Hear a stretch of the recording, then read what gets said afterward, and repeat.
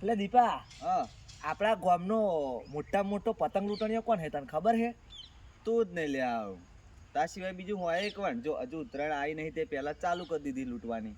અલે હું તો પતંગ લૂંટવા જ છું, એ વાત તો સાચી, પણ મોટા મોટા પતંગ લૂંટણીની વાત કરી. અને ભાઈ હા પતંગ લૂંટવા તો તું હોતે જાઉં, તું નહીં જતો? મેં જોયો હે પણ લે અમે એકલા નહીં જતા, અમારી તો આખી ગેંગ છે.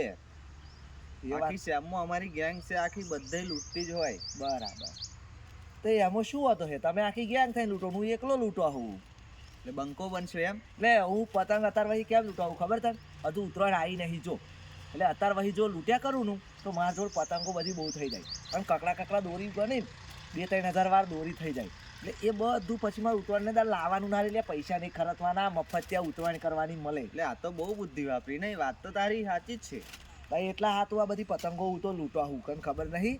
આ તો આ કઈ લૂંટી ખબર હે? હા આ પશ્ચિમી પતંગ તો થઈ ગઈ. પોત ચાલ. હજુ તો બધા છોકરા, અને અત્યારે કેવું, અત્યારે કોઈ મોટો ના લૂંટે, મોટો હું એકલો જ છું. છોકરા લૂંટતો હોય ને એટલે જયડન બૈડા લઈને ફરે ને, એટલે હું શું કરું, જયડન બૈડા આમ ધક્કા મારે ને અને પતંગ લઈ લેવું. લે એવું કરાતું યાર છોકરાની? તો બધું ચાલ્યા કરે યાર, નહીં અત્યારે બધું 2 નંબરનું જ ચાલે હે ને, ત્યાં પછી આપણે પતંગમાં આવું લૂક કરે એમ શું જાય છે યાર. એક કામ કરીએ આપણે હાથે લૂંટી આવ. ઓ એ આઈ હું જાઉં હેડ. એ જાહેર હું હા આવ્યો.